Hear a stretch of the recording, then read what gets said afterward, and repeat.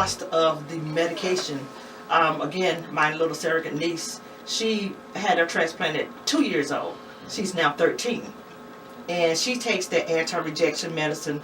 And I know for a fact, 5 years ago, it was $900 a month. Each and every month. It is nothing that she could miss, not even one day. And again, when we talk about the financial part of this, you know, it's unknown, because it's not just that. There were other things that she had to have, other things that kept coming up. She went to Chapel Hill, North Carolina, had her transplant, and all of Columbia got involved. WIS, she was transported on their chopper to Chapel Hill. I mean, it was just a community effort. The churches raised funds. The organizations where her parents worked, they raised money. So that's what we want to encourage people to do, to help these people who are in need, to raise funds, and to also, you know, just lend a helping hand however you can. Again, once we're talking about being diagnosed with something like this and going through the process, it changes your entire lifestyle. And those around you. And, you know, for your entire family. It changes your entire lifestyle. You heard him speak about his son. His son knows only his mother and his father, and he knows his father's a tall, strong man. And he's going to be, you know, he's strong right now. And we're just praying that God is going to bless him however he sees fit, but he's going to be healed. He's definitely going to be healed. And we just thank you so very much for coming here today. And if you want to encourage someone else out there about their health, how to take that seriously, encourage someone else out there, let people know what things you're in need of right now. Realize that the body is a temple of God. Yes. And we need to do a better job of taking care of that temple. We have to watch what we eat. We have to get some exercise. You know, and one of the things that I find, especially with the religious community, when you were speaking about that, is that we have a tendency of saying, "I'll pray for you." Yeah. Prayer is good, but when you're talking about donation, Actions. that's what we need, action. Yeah. You can pray all day, but if you don't ever make the step to see what you need to do to be tested. You know, as far as education is concerned, I think that's going to be the paramount. That will be the paradigm that changes things as far as what we have to do here. Just to give you an example of the difference in the states, I'm on the list actually in Augusta, Georgia. Mm-hmm. Georgia State has funds that's available through the government that will be able to be used to pay for the anti-rejection medicine. Oh. South Carolina has none. So when you talk about just the hour drive, because when I went to Augusta, the lady said, "Well, why don't you consider moving to Augusta?" I was like, "For what?" She said, "Well, if you move to Augusta, then we have money that's available that will be able to." She said, "Move here until you get your transplant, then you can move back to South Carolina." Wow. You know, and just because I was dumbfounded that we have nothing here in the state of South Carolina that will assist with these things. Maybe they need to be looked into. Yes, it definitely. I'll challenge the legislators that may be listening. You guys down there in Columbia, need to step it up, because we are way behind the time as far as, you know, being able to help our residents. For those patients for re-election, here is you a platform. Here's something for you to go out and fight for, because it's needed. Yeah. We fight for a lot of things, and not saying those things are not important, but here we're talking about being able to save someone's life, and we challenge you. Especially with the statistics the way that they are, affect us as much as they do. So here is your platform. Before we go, we want to look at some of the myths versus facts.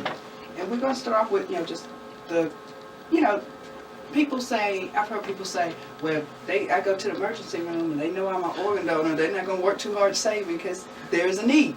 Right. But that is a myth. And that's why LifePoint, or what used to be called SCOPA, is in existence, because the medical professionals at that hospital or the EMS staff that come to the Rex, their job is to save you. It's a failure when they don't save you. They don't want to do that. They want to save you. They don't want to have a failure. They don't want to lose a patient.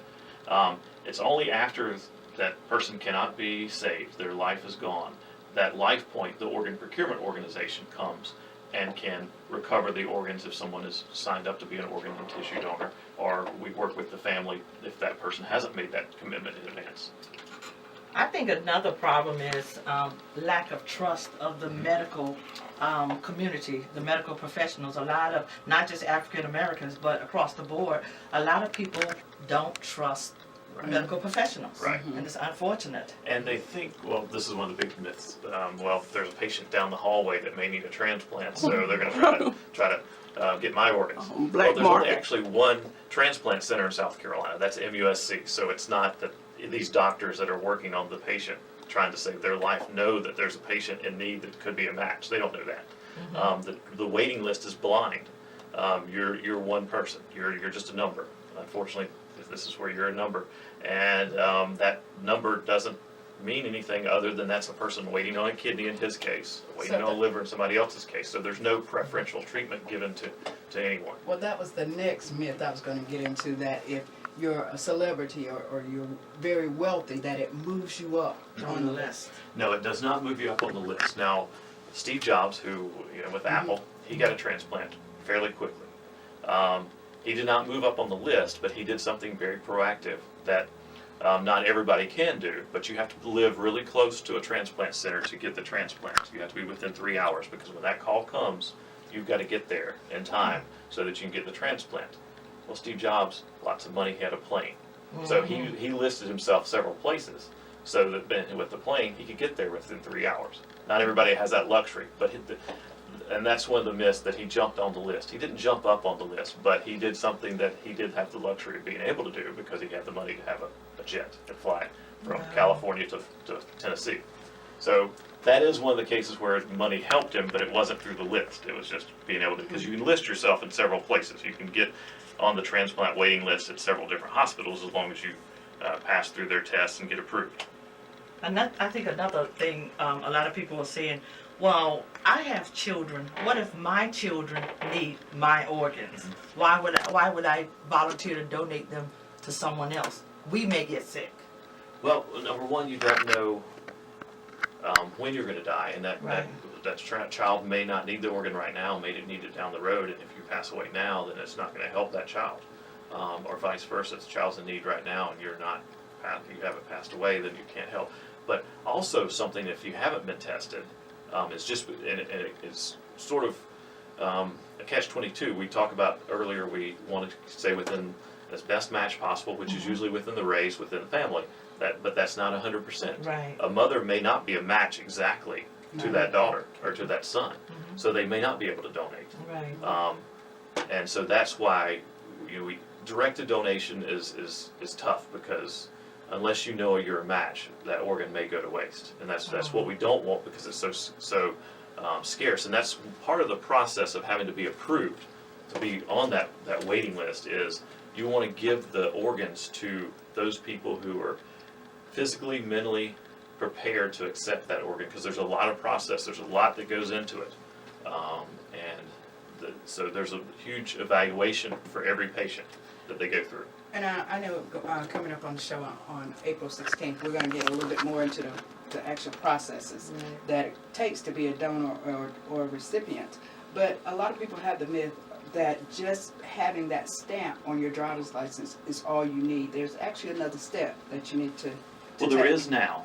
Let's say I went to the DMV 10 years ago and I got the little part on my driver's license. And I encourage people right now to pull out their license. If they pull it out and it doesn't have a circle around it, then you're not in the registry.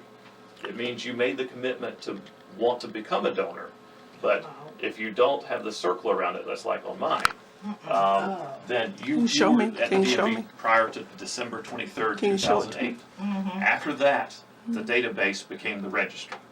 We started with a zero database, so since 2008, we've been adding names that people sign up. But the people that signed up and got that heart like you had on your license that doesn't have the circle, you didn't get transferred automatically over, because that was just a commitment. I said, yeah, I would like to be a donor, but I'm not making a legal commitment.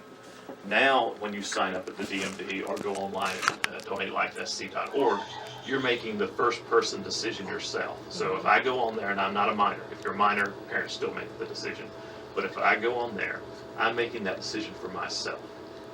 Also, I have a question about if you've had someone as old as 90 years old, so let it be ruled out at the time of death. No matter what, just let it be ruled out at the time of death. What about, is there an age limit for a living donor? We're not experts. I'm not an expert on living donation. Okay. The transplant centers are more of an expert on that.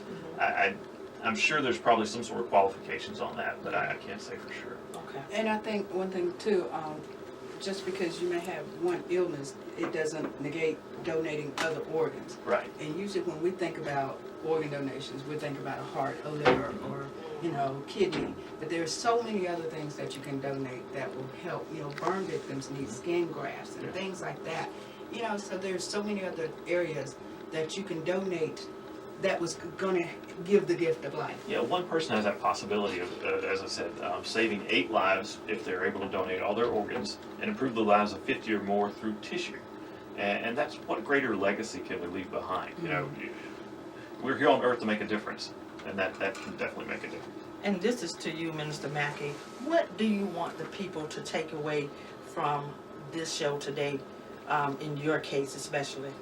Well, the first thing I want you to do is to seek the knowledge, to be able to understand the process. You know, we are so selfish sometimes that I'm going to take it with me.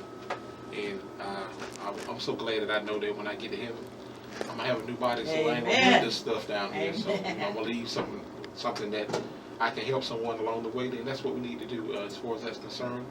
Just get tested is the main thing. If you can do anything for me, that's what I will ask you to do, is to get tested. You know, I have family members say, well, you know, I prayed about it and I don't think I can do it. I understand, you know, because it's not for everybody. You have to have a strong mind to go through this process.